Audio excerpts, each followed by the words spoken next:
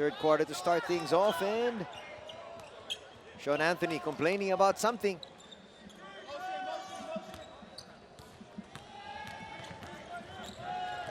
So technically speaking, first possession ngayon mapupunta sa Mahindra.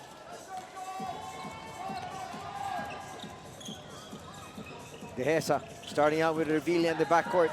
Gilchrist is still there, of course. Challenging Asi once again. Asi there. Better defense. Villanueva will be fouled by Revilla.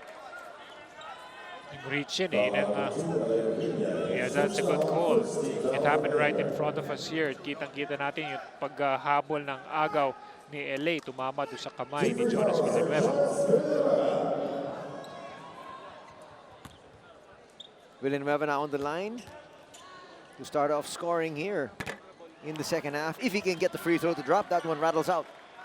Alam mo, yung tinignan natin yung halftime scorers, Anthony, makikita mo, there's a lot of players there who, nung previous game, like, Aldrich Ramos scored a lot, pero dito ang dami nagko-contribute din from both ends. So, meaning, yung kahit maganda yung nilaro mo in the previous game, the other players are also getting involved and putting up the numbers as well. Ramos attacks the defense of Anthony. Masyado malakas yung kanyang tira. Puntahan natin si Riza Diaz. Anthony L.A. Revilla may be the smallest player in Mahindra Enforcers, but he has the biggest voice and that biggest role also that he plays. He was very much vocal in their halftime huddle. Ang sabi nga niya sa kanyang mga kakampi, when you guys are open, take it. Because otherwise, we're giving up a good shot to take a bad shot. Yun yung problema nga nila ni na Coach Chito Victorero. Kaya kung nasilip niyo yung points also of turnovers, sayang na sayang daw dahil they're forcing turnovers, pero hindi naman daw nila natatapos. Anthony. Well, here they have a turnover of their own, which Nlex will try to convert. Yun ang masakit dun eh. You actually, yung sinabi nga ni Riza doon, you force the opponent to commit a turnover. Pero okay lang sana kung hindi ka naman nababalikan eh, kung hindi ka rin napupuntosan on the other end. Pero yun nga yung nagiging problema because pag sila naman yung nagkamali, itong Mahindra, easily nakakahabol ang Nlex. Nice pass inside. Thornton gets away. No. That was halfway down. Revilla trying to cross over against the much taller Alas. But Revilla gets away. See how undersized this player is, pero kita mo, once he freezes the entire defense because they always think that he will not have the guts to drive in the lane, but LA Revilla has just got so much guts to play here. Yun ang problema niya. On the defensive end, he is just undersized. And Villanueva there just manhandling him. Yes, pero so far, Mahindra will not be winning most of their games if they didn't know how to adjust and protect itong si LA Revilla going into the lane. He was just driving in front of Asi Taulava. All 6'10" of Asi. Kita natin 19 points yung ginawa niya against San Miguel. Sino ba yung mga malalaki ng San Miguel? You got Junmar, they have also a good import. Not to mention the fact that they also have talented guards. Yun na nga eh. Of course, Chris Ross, one of the, he played so well in the finals of the Philippine Cup. And even he himself, pinahirapan din ni LA Revilla. Revilla makes both. Dalawa na naman ang lamang ng Mahindra dito sa pag-umpisa natin ng third quarter. Alas nagmamadali na naman. Gets it past the timeline and then slows it down. Looks like they're going to look for Asi. Asi. Alas. Villanueva sa loob. Great attack there. He was wide open. Pero makita mo doon, they were very patient running their offense after sinwing ni Asi yung bola. Chito Jaime gets away once again. He's got 9 points. Good minutes ang pinapakita ni Chito Jaime. We've mentioned that the number of minutes that he has produced in the first half alone, maganda na kagad yung numbers na pinakita niya. Foul ang tatawagin dito kay Dehesa. That's his third personal. 14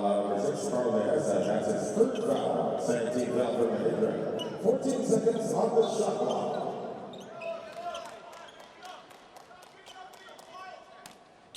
Tatlong minuto nakakaraan dito sa ating third quarter.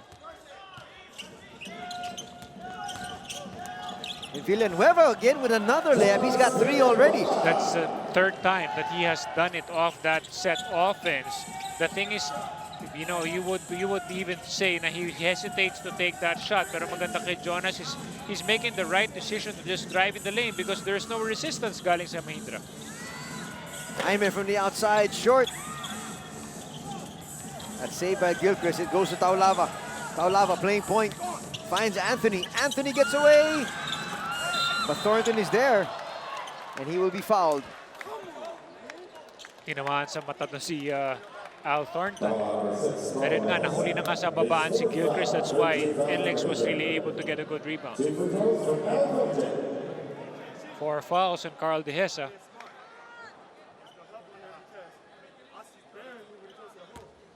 Thornton on the line for 2 free throws. Looking to now give Nlex, their first taste of the lead over Mahindra since they led at 3-2. Sablay yung unang tira dito ni Thornton. Ayaw bata na bigyan ng lamang. Oo. Ito naman daw, sa susunod na free throw. Our biggest lead in the game ng Mahindra was at 12. Na kanina pa yan, ng 48-36. Pero since then, kahit pa paano, itong Nlex really has made headway at ngayon lamang na sila ng isa.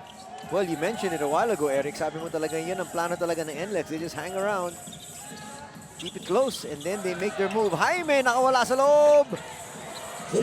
He's in double digits. Ganda nilalaro ni Chito Jaime dito. Yung titingnan ko yung minuto niya, halos magsi 16 minutes. Ang kanya naman na contribution already with 9 points. Make that 11. 11 points. Nice pass there. That's a great block. Coming from Canaleta. As he can believe it, he says that he got slapped in the face. He's got to come back down on defense. 3 on the way. 3-point shot brought to you by Oppo, F1 selfie expert. And Canaleta continues to wax hot. He's got 10 points. He's actually a perfect matchup para nga kay Sean Anthony in terms of scoring and contribution and value to his team. Taulava, livid, asking for that ball. He wants to take on the defense. Shrubs everybody out of the way. And he will head to the line for 2 free throws. Galit si Asi dun sa last opportunity kasi nga natagal siya sa mukha dito ni KJ Canileta. Ayun doon, inaabot sa mata si Asi.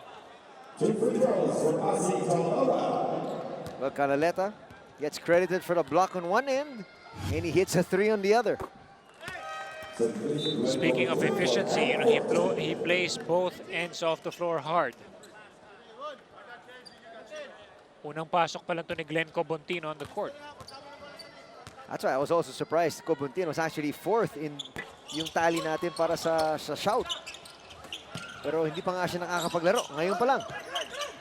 Well, yung nagiging dahilan kasi doon si Garbo Lanete normally would come off the bench after Glenn Cobontino, but since he played well the previous game, kahit pa paano, kailangan talaga isundan mo ulit ng minuto si Garbo. That's what Coach Boyd did a while back. But of course, Glenn Cobontino is definitely going to be crucial. Lalong-lalo na nag-iinit na itong si KG Canileta. Papasok na si Pinto. Nagpapahinga na ngayon si Revilla. Ramos bumalik na rin para sa Mahindra. Another 3 on the way. Back-to-back threes from Canaleta. 3-point shot brought to you by Oppo F1 selfie expert. Nakaagaw pa rito. Di Gregorio looking for a jumper. He also just checked in. Back-to-back baskets here by Mahindra, and it's coming off their defense. They are not beating you. You're beating yourselves. You know you Canaleta already shoot the ball. You put pressure on him. Air 21, Pink, Nice Day Coffee, Defco, Smart. We're going. We're going ice. Asi. And our marketing partners, Gotas de Oro, Crystal Clear, Resorts Pass World the ball, Manila, Caps. Novotel, Cut through, ha? JC Premier, Okay, yes, 3 fouls. Aeromed, Glutamax, R&J Jewelry, Okay. Inoy Roto, Glenn, you're here. Amplifies, PBA Cafe, Jonas, you're here. and our Sean, you're radio here. partners, Pass, cut 96.3 through. Easy Rock, Sean, cut through again. 91.7 Glenn, you're Radio, filling it up. Jonas, nandito ka. 101.1 Yes Asi, FM. attack him, ha? Attack him. Once you reverse the ball, pick and roll. Don't even call it, huh? Just go down. We know it. 64-56. As you take a look at some turnover numbers, 13 apiece. It's a 10-1 blast para sa Mahindra dito. 12 na dun sa Nlex. Ano, makikita mo dun that Nlex really took advantage of the turnovers ng Mahindra. Villanueva finds Cobontin. Cobontin gets away inside. So that's the value of having Glenn Cobontin in your lineup. He plays a 3 position. He has that body to really go underneath the basket. 6-point lead still enjoyed by Mahindra. Looking to increase it here. Curiously, hindi pa rin nila masyadong pinupuntahan si Augustus Gilchrist. Well, maganda rin kasi nilalaro ni De Gregorio. Maganda rin yung nilalaro ni KG Canaletto. So, you know, I'm sure Gilchrist taking a backseat, okay lang. Kahit hindi siya yung first option because his teammates are also scoring. Sabi niya, magpapahinga muna ako ng konti sa opensa. Didepensa muna ako. De Gregorio thought about that shot. Finds Pinto. And now Gilchrist. That's not gonna drop. Nice tip in there by Ramos.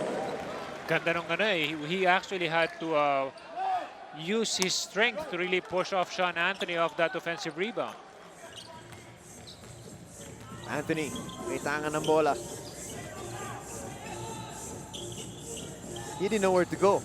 He looked over to Villanueva. Villanueva said, give it to the other side. Sila nagkaintindihan. But tingin niya nung kay Alas. Sabi ni Alas dun sa kabila. Alas throws up a looper.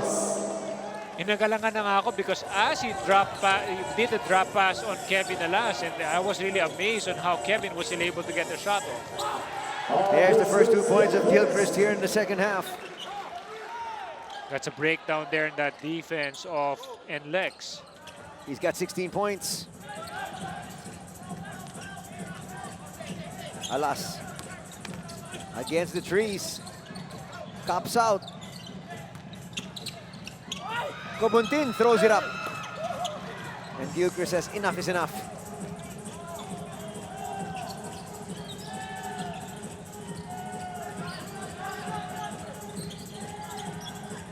Operating on the outside. Now they go inside to Ramos. Ramos, step back jumper, yes! That was not a bad shot for Aldrich Ramos because even if he faced up far away, even if he had that size advantage over Cobontin on that post, yun talaga laro ni Aldrich eh. That jumper, that face-up jumper is like a layup to him. Extra pass. Villanueva shot rattles out. Di Gregorio. Laban kay Cobontin. Canaletto for 3. Offline. As he tracks that one down. Under 4 minutes ang natitira dito sa ating third quarter. Alas!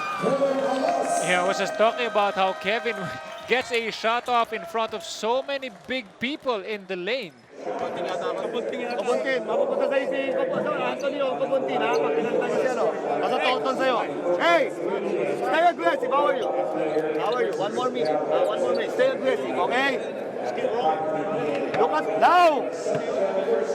Chito, ikaw dito, ha? Pagka nagkano tayo, nag-horse, dito ka. Okay? 3:47 remaining sa ating third quarter. Pagkatapos ng buong fourth quarter at kakain na kami ni Eric. Still an 8-point lead enjoyed here by Mahindra. They led virtually this entire game. We have had a few deadlocks, 7 of them in fact. Thornton picks up his third foul. That could mean trouble para dito sa Nlex. Yes, kaya nagkaganon yan because Gilchrist was able to get the ball in the shaded area easily. You really have to play high side on him to prevent that entry pass. Gilchrist goes to the left hand. He's been making a lot of those baskets using the lefty. He's got 18 points in the ball game. And Ciso ngayon played sparingly in the first half. They go now to Thornton, looking for him to dominate. That's easy space binigay sa kanya ni Jaime. Can't get that to drop. Ramos, in and out. Gilchrist, easy slam. Wala siyang kapasyon na huli sa babaan si Al Thornton after he crashed after that layup. Well, si Thornton umabot lang ng half court. Wala na siyang. Tapos si Asi is still on the bench. So papalik pa lang si Asi. So wala na makakamatch up doon kay Gilchrist. that's why Assie's getting ready to check back in here para kay Boyet Fernandez. Anthony being hounded there. That's good defense by Ramos, not necessarily known for coming up with good D. Wala maganda na what Aldrich did, binarahan niya yung kaliwang baseline. Nakita mo rito, wala na talagang ka-matchup. Puro pula na yung sa ilalim, tumingin na lang doon yung mga Nlex players because wala nang sobrang taas nga ni Gilchrist to be able to just get an easy basket. Some pressure in the backcourt. Getting past the timeline, Di Gregorio. Ramos thought about it. He's starting to feel it. Ginto has checked into the ball game. He played about a minute or two earlier in the half.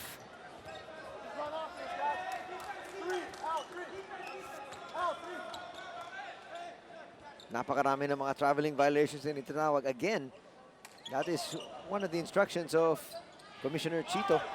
You have to be strict, di ba? Yung sa pivoting. At saka doon sa pagbagsak ng bola.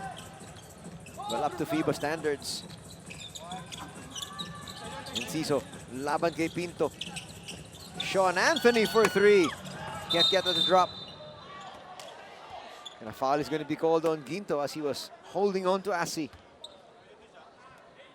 Well, once Asi gets into the lane, he really cannot try to nudge him away because kaya nga siya tinawag ng the rock because it's so hard to move.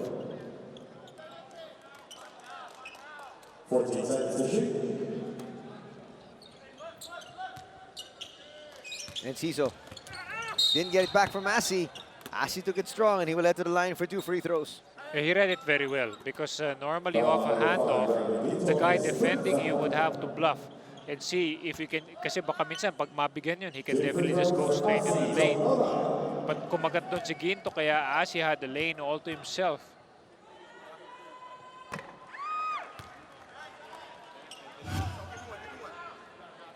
Listen to Sean Anthony. Our goal is to get a high ranking in the standings also. I dedicate this game to Teresa, my wife. Tomorrow is her birthday, so happy birthday to Teresa.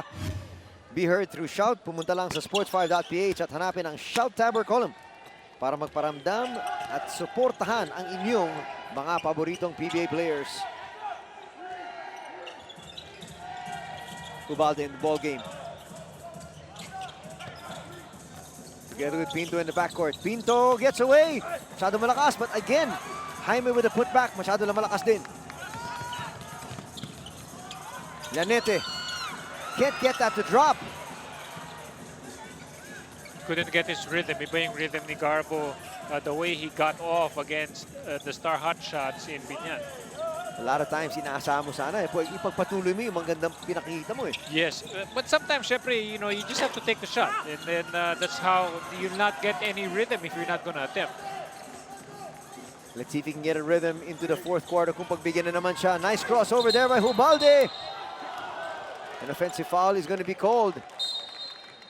Sean did a good job establishing himself in the lane and protecting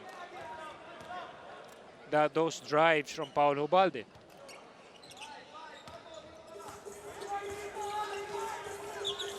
Under a minute ang natitira sa ating third. Di Gregorio na ang laban kay Enciso.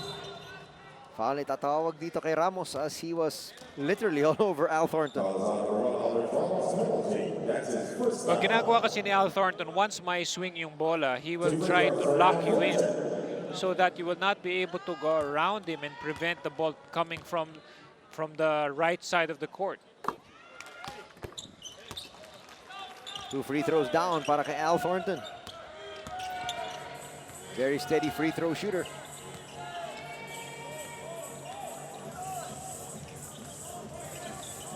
.30 seconds remaining sa ating third. Jaime attacks. Masyado malakas. Will they look for the last shot? Players on the floor. Oh! Thornton gets away with the twinner. That's advantage when you have good control of your body. Considering na nabangga na siya, he was still able to hang in the air and finish that layup. Watch it once again. Yeah, may bangga na doon. Ito mo, he released it tamang-tama lang nung after that contact there. Talk about upper body strength. Rob Reyes in the ball game for the first time para sa Nlex. So kanina ginamit si Enrico, ngayon naman si Rob. So talagang they're giving enough rest for their big guys, and most especially Asi and even si Al Thornton. Grinto, matatawagan ng offensive foul. So we were talking about the way you set screens. At napaka-importante yun. It may be a basic screen, but you just simply cannot move. You can protect yourself from the collision, but you cannot extend an elbow or extend or push off. Not to mention the fact that you have to be in that position already. Kailangan mauna ka dun. Nlex now. Siguradong hahanapin yung huling tira. Enciso, no! Thornton trying to beat the buzzer. I think that might count. Yeah, I think he made it. He made it. And after 3 quarters of play, Mahindra lamang pa rin ng 4, 74-70.